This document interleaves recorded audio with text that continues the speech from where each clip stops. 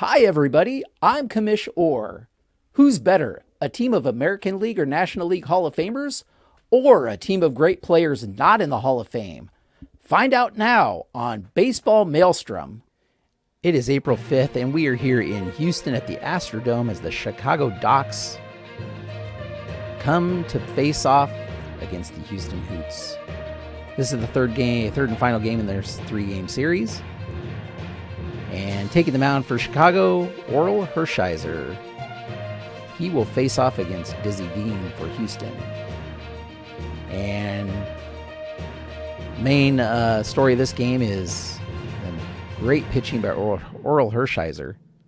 He did allow a Billy Williams home run in the second inning. But if we go to the third and fourth, that's when Chicago kind of did their damage against Dizzy Dean. A couple of those runs were unearned, though. In the third inning, we had an error by Duke Snider that allowed a couple of runs to score. After a strikeout by Buster Posey to lead off the inning, and that error by Duke Snider, Pete Rose doubled, and Troy Tulowitzki singled in 2 runs. Barry Bonds followed with a walk, and Todd Helton had a sac fly to drive in Tulowitzki, who actually had stolen second, and advanced to third on a throwing error by Gary Carter on the stolen base. Then in the fourth, once again, Jim Edmonds led off with a double, and Buster Posey drove him in with an RBI single.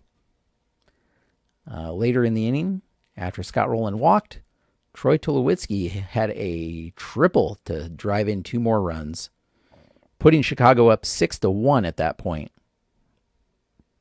Orel Hershiser cruised through 7 innings, allowing just that solo shot to Billy Williams. Roy Oswalt came in for an inning of relief, and after getting Pop Lloyd, striking out Pop Lloyd and getting Hank Aaron to fly out to center, Willie Stargell doubled, and Jeff Bagwell hit a 2-run shot to get them to sit within 3 runs, 6-3 at that point. But that was all they would get. Billy Wagner came in the 9th and pitched a perfect 9th, striking out 2 for his 3rd save of the season. He's now had a save in all 3 Chicago wins. Hoyt Wilhelm had 2 strong innings of relief work, allowing just a 1 hit and walking 1. So Chicago takes this one 6-3. We look at the box score. Chicago 6 runs on 10 hits, no errors, and Houston 3 runs on 8 hits and 2 errors. For Chicago, Troy Tulowitzki is 2 for 5 with 4 RBI to be the offensive star of the game. Todd Helton and Jim Edmonds both had 2 hits. Over for Houston, Willie Stargell was 2 for 3 with a walk. Jeff Bagwell, 3 for 4. He had that home run. That was his 3rd home run of the season. And he's batting .450. So he's having a great start to the season. However, Houston, that loss drops Houston to 1-4. And Chicago goes to 3-2. Look at the pitching line. We see Orel Hershiser, as I said, 7 innings pitched. Only allows 6 hits. That 1 earned run. He did walk 1, struck out 5. Roy Oswalt in his 1 inning of relief allowed 2 runs, both of them earned. And he did strike out 1. Billy Wagner, perfect inning of relief in the 9th, striking out 2. Over for Houston, Dizzy Dean, as I said, struggled a little bit with his control.